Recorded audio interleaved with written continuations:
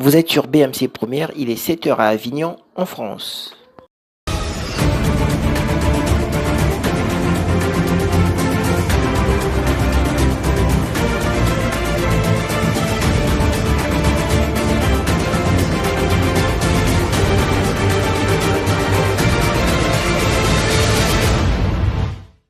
En ouverture de ce journal, mesdames, messieurs, notons que nous sommes dimanche aujourd'hui et selon la tradition chrétienne, le dimanche est un jour entièrement dédié à Dieu.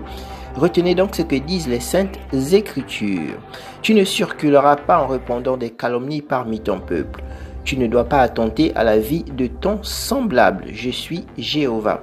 Cela est à retrouver dans le livre de Lévitique 19 au verset 16.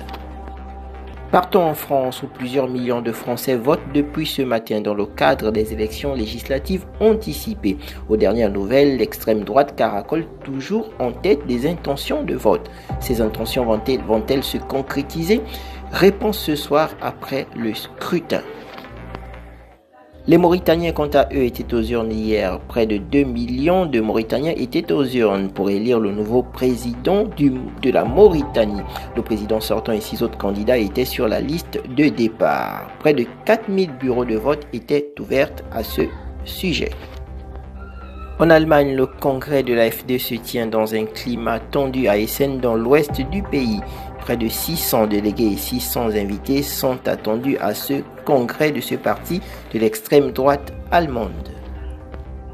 Après le Sénégal, c'est au tour du Togo de dépister les pèlerins venus de la Mecque. Rappelons qu'il y a eu plusieurs morts lors de ce pèlerinage cette année. Pour la page culturelle de ce journal, retournant en France, le Festival d'Avignon en France, plusieurs spectacles, plusieurs musiciens réunis pour ce Festival d'Avignon qui se tient cette année dans un climat un peu morose dû à la période électorale française. Mesdames, Messieurs, voilà qui met un terme à votre journal. Merci de nous avoir suivis. On se retrouve évidemment dans une heure.